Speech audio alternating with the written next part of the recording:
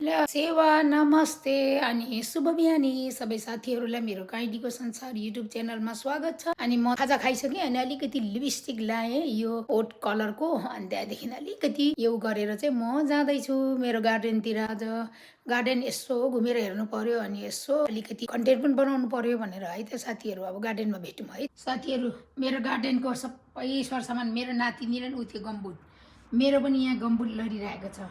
अनि अब गार्डन जानु आँटेको यसरी स्थगित बसेको छ, केही गरेर साध्यै छैन, जाडोले सबै हिउँ पर्छ नि त। ल साथीहरू एक झलक हेर्नु है बाहिरतिर कस्तो है पानी परेर हेर्नुभयो, हिउँै हिउँ हुन्छ। बिहान कस्तो गाह्रो कस्तो नराम्रो देख्छ क्या, नराम्रो होइन कि जाडो बाहिर निस्किनै सक्दैन त्यही भएर। अनि हेर्नु बाहिरको वातावरण यस्तो छ। ए मैले भनेको थिएँ नि त्यो फुल हेर्नु त, ओ यसरी भइरहेको छ, यतिको फुल्दैछ सबैतिर। हेर्नु न बाटोभरि पर पनि छ। ऊ बिहानैको दृश्य चाहिँ यस्तो छ, यतिको फुल्दैछ। अब यो च्याप्प फुल्छ नि 1 महिनाभित्र आनी जाने हो। त्यहाँ हेर्नु न यो मुनिको यो ग्राउन्डमा हेर्नु त, यहाँ कस्तो राम्रो सेतो सेतो फुल फुलेको क्या। अर्काको आँगन चाहिँ त्यस्तो छ, हाम्रो आँगन चाहिँ कस्तो खालको बनाएर राख्छ क्या मेरो नानीहरूले। हेर्नु न हाम्रोतिरको चाहिँ ऊ त्यस्तो छ। त्यो पनि मैले यतिको सफा गरेको नि, अब के भन्ने आफैलाई भने जस्तो हुन्छ। ए हाम्रो त यो पछाडिपट्टि यस्तो छ त साथीहरू। म चाहिँ यहाँ सबै खाली छ अहिले, उनीहरू गाडी साडी सबै लगेर गएको छ 3वटा। त्यही भएर अब यतातिरको हालखबर यस्तै छ, अरू के नै देखाउनु। र यो त यसै हो जहिले तैले होइन, जाडोले बाहिरै निस्किँदैनौँ नि त। ल हेर्नु यहाँ गार्डनको लागि यहाँ सोलरले यो हुन्छ क्या, राति चाहिँ बल्छ क्या। त्यो चाहिँ कस्तो पोसाएर आयो हेर्नु त। मैले त्यहाँ राखिदिएँ त्यो चाहिँ, अनि त्यहाँ मन पऱ्यो क्या। अनि फेरि आउँदैछ यी पार्सली पनि फेरि आइरहेछ यो। अनि के भन्छ यो यहाँ बाहिर राखेको छ यस्तो मेरो नातिनीको साइकल। हाम्रोमा त ऊ अलिअलि मात्रै फुलेको छ, अरूकोमा टाइममा मजाले काट्छ नि त, हाम्रो काट्दैन टाइममा। यिनीहरू यसरी अब अस्ति नि देखाएकै छु, यसरी काटेर मिलाएको छु। यो पल्लो घरको एउटा बहिनीले खरनी लिएर दिएको छ क्या। यहाँनिर चाहिँ उयो बिरुवाहरूमा छरिदियो भने किराले खाँदैन के भनेर। अब यहाँ के गर्नु खै, यस्तो के यो कहिल्यै उम्रेन हौ। यो धनियाँ कम्ती छरेको छुइनँ, धनियाँ एउटा धनियाँ आए त मरिजाउँ, यस्तो भएर छ जाडोले। यो मेथी चाहिँ यत्रो अग्लो भइसक्यो तर काम छैन। अब साग लिएर रोपिदिएको छु है साथीहरू। हेर्नु न साग लिएर रोपिदिएको छु। लु हेर्नु त साग त मजाले, ल यो मिठो खालको साग हो भन्थ्यो छोरीले, कहाँबाट ल्याएको नि। यहीँ साथीहरू छ, त्यो खरनी ल्याउने चाहिँ फेरि ऊ है नेपाली साथी, उसको मेरो छोरीको चाहिँ नेपाली साथी क्या। यो पिरालोहरू त्यसरी खनेर रोपिदिएको छु, ज्वाइँलाई साह्रै मनपर्छ। अब म बनाएर गर्छु नि। अस्ति प्याज रोपेको यति भएको छ। अनि यहाँनिर चाहिँ मैले यो बटरफ्लाई भन्ने फुल के छरिदिएको। हेर्नु त फुलभन्दा बढी ऊ छ, फुल भनेको चाहिँ यो हो क्या। कहाँ हो यो हो फुल भनेको चाहिँ, यो उम्रेको छ नि, यो मसिनो यो हो। अनि यति झार मात्रै उम्रिन्छ, के गर्नु यहाँनिर। साथीहरू म चाहिँ आफ्नै गार्डनमा यसरी भइरहेको छ, के भन्नु है। यस्तो टाइममा नकाटेर होला। यहाँको त हेर्नु न कस्तो नराम्रो आइरहेको छ। यिनीहरूले स्याहारै छैन, यहाँ म आएर किचकिच गर्दा त्यो पनि काटेको मेरो छोराले। के गर्छ मेरो नातिनीले। हेर्नु नि उसको ड्याडीले त्यतिकै घरमा यसरी राखेको, यो बाहिर लिएर आएछ अनि यस्तो गरेर राखिदिन्छ। यिनीहरूको पनि अब टाइम गएको होला नि त, अनि टाइम गएर होला बिचरा यस्तो मरिरहेछ। टाइम चाहिँ गएको होइन, ऊ धेरै छ, कोपिला कति आइरहेको छ, तर जाडोले उठ्न बस्न दिएको छैन कि। यो त यसरी काटिदिएर अलि राम्रो भयो, यत्रो घर जस्तो ल हेरेस् मेरो नातिनी र मेरो सबै ऊ पनि।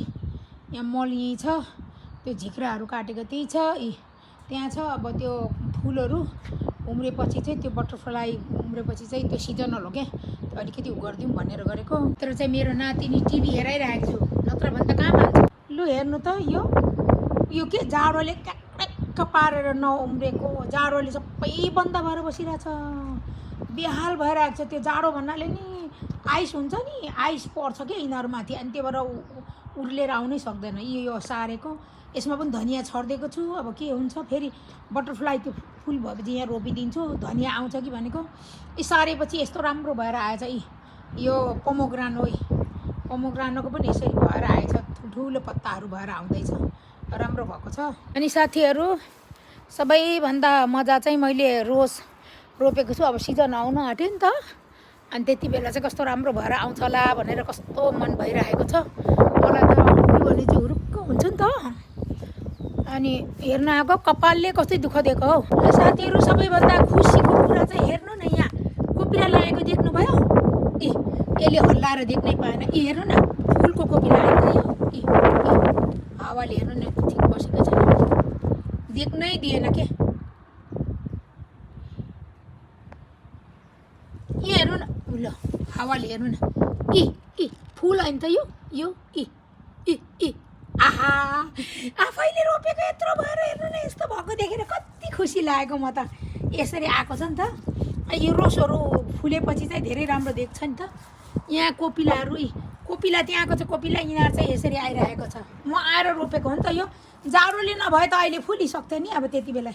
यो पनि त्यसै गाँसिदिएको, यहाँ त्यसरी आएको छ।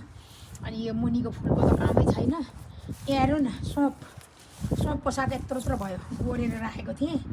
यी खुर्सानी त मैले काटेर यस्तो बनाइदिएको छु, केही आउँदैन। धनियाँ छरेको यहाँ पनि काम छैन, एउटा धनियाँ आउँदैन। होइन कसरी भन्नु न हौ तपाईँहरू, धनियाँ कसरी गर्नुपर्छ? हाम्रो नेपालमा त भिजाएर गरिदिएँ मैले, यहाँ त भिजाउनु पर्दैन भन्छ। भिजाइ छरेको खुर्सानीको बोटहरू सबै काटिदिएको थिएँ। यिनीहरूमा पनि त्यो सबै के फुलहरू रोपिदिनु पर्ने। जसको घरमा चाहिँ फुलको इच्छै छैन के रोपेर फाइदा। यहाँनिर मैले यो त अस्ति छोरीले गरिरहेको थियो। यो डल्ले मुला मलाई मनपर्छ नि त, गन्टे मुला। अनि गन्टे मुला साह्रै मनपर्छ, मम्मी आफै छोड्नु त त्यहाँ भनेको थियो क्या।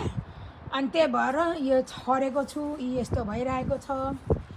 हेर्नु न, यो फैलिएर स्पेनिस हो कि यो अर्कै खालको कलरको। यहाँ सबै मैले लेडी फिङ्गर रोपेको थिएँ, आउँदैन रहेछ। लेडी फिङ्गर फेरि के आउँदैन रहेछ हेर्नु। अब म घरभित्रतिर छिर्छु साथीहरू है, कुरो त्यस्तो छ। यो स्टोरमा हेर्नु न, यो कस्तो राम्रो फैलिरहेको है। मरिसकेको थियो अनि त्यो पानी धेरै चाहिँदैन नि त इनरमा त, तर पनि एक वर्षमा एकचोटि हालेन होला क्या, त्यही भएर सखर अङ्कुरो सुकिगएको थियो। अहिले चाहिँ हेर्नु राभरा भएर आइरहेछ। यो सबै हो यहाँ हो कि बाहिर यो ऊहरू उनीहरूको कारवास पनि छ नि त मेरो छोरीहरूको। अनि कारवासबाट लिएर कारवासको मैला लुगा धुने यहाँ होला, अनि यहाँ मान्छेको होला, यो कारवासको होला। अनि यहाँ एउटा धारा यो बाहिर हो क्या, यो चाहिँ स्टोरतिर हो। अनि म चाहिँ भित्र आइसकेँ। अब अर्को ढोका खोलेर साथीहरू त्यस्तो कुरा भएको छ। यहाँनिर जाडो पनि छ है। म चाहिँ यता आइसकेँ। अनि यहाँनिर चाहिँ मेरो नातिनीलाई मैले टिभी खोलेर गएको, टिभी हेरेर चौपट्टै बेहोस भएर बसिरहेको। ला कपिराइट लाग्ला। टिभी हेरेर बस्ने यसरी बस्छ, नत्र भने बस्दैन। टिभी मात्रै 24 घन्टा हेर्छ। यहाँ हेर्नु न साथीहरू, यहाँ मैले डल्ले खोर्सानी आएर त्यत्तिकै डल्ले खोर्सानीको सिट राखिदिएको होइन, पलाएको छ। बाहिर लग्यो नि यसलाई मारिदिइहाल्छ, सार्नु पर्ने। बाहिर लग्यो नि त्यो के त उहिले एकदम हिउँ पर्छ, त्यो हिउँले क्याप्पै पाएर मारिहाल्छ भनेर राखिरहेको छु। अब भित्र राख्दा यो आउटको हो नि त, इनरमा राख्दा कस्तो भइरहेको छ। साथीहरू के भनौँ के, जसलाई बोट बिरुवाको चासै छैन उसको लागि के मतलब त्यो पोमोग्रानोहरू, यो लेमनहरू, ओरेन्जहरू चाहिँ यसो रहरले रोप्ने भनेर रोपिदिएको हो मैले। महँगो नमहँगो किनेर ल्याउँदा कहानी गरेर कहानीकै दुःख छ क्या। अब फुलको बारेमा कुरा गरेर मैले मन पर्यो भनेर अहिले के यहाँनिर रोपेको फुल हेर्नु नि, हेर्नु नि यो फुलहरू चाहिँ अब तिनीहरूले मन पराएको त्यो त ठिक भयो।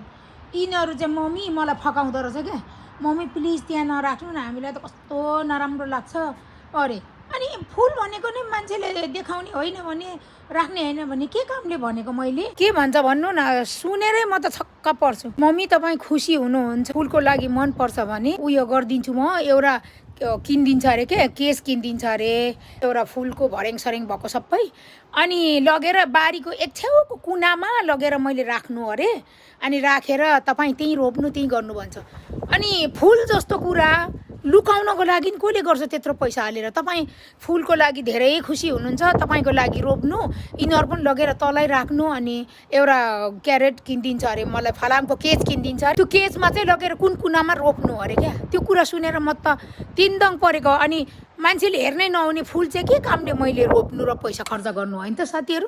अचम्म लाग्दो कुरा गर्छ क्या मेरो नानीहरू, म त छक्कै पर्छु। अनि त्यही भएर साथीहरू फुलको लागि चाहिँ म आफै जबरजस्ती गर्ने मात्रै हो, उनीहरू मतलब पनि गर्दैन। त्यही भएर साथीहरू अब अहिले जति पनि मैले त्यतिकै यसो यो अपडेट लिएको मात्रै हो, केही पनि छैन। म भित्रतिर आएँ, खाजासाजा नानी र मैले खाइसक्यौँ। अनि यस्तै हो, नानीले अलपत्र पारेको बिहान यसो टिपटाप त पारेँ, त्यही पनि अलपत्रै छ। कोठालाई यसरी गर्छ कि साह्रै, यो त मैले टिपेको है साथीहरू, उसले त के पो गर्छ। यसरी बनाएर राख्यो सोफामा, उसले कहाँ पुऱ्याइन्छ के गर्छ ऊ। त्यहाँ हेर्नु, जबरजस्ती खेल्नु बोलाउँछ, यहाँ खेल्नु आउनु भन्छु, खेल्छ अनि यहीँभित्र बस्न लगाउँछ। खुट्टा दुख्छ मलाई। आमा चाहिँ हिजो त आमा बसेको थियो र आमा बसेको मलाई दुख्छ भनेर यस्तो गर्छ मेरो नातिनी। ल त साथीहरू, अब नातिनीको कुरा काट्दै मेरो भिडियोलाई पनि यतिसम्म हेरेर साथ दिनुभएको लागि धेरै धेरै धन्यवाद। नयाँ जुर्नेले लाइक सब्सक्राइब सेयर गरेर जुर्नु होला। अनि जस्तो भए पनि मेरो भिडियोलाई फुल हेरेर साथ सपोर्ट दिनु होला। मेरो भिडियोमा कमेन्ट छोडिदिनु। नयाँहरूलाई पनि म निसङ्कोच तपाईँहरूलाई फलो ब्याक गर्ने नै छु। अनि त्यसो भन्दै तपाईँहरूको हप्ता राम्रो बितोस्, तपाईँहरू खुसी रहनुहोस्, सुखी रहनुहोस्। अर्को भ्लगमा भेटौँला भन्दै त्यतिन्जेलको लागि जय नेपाल।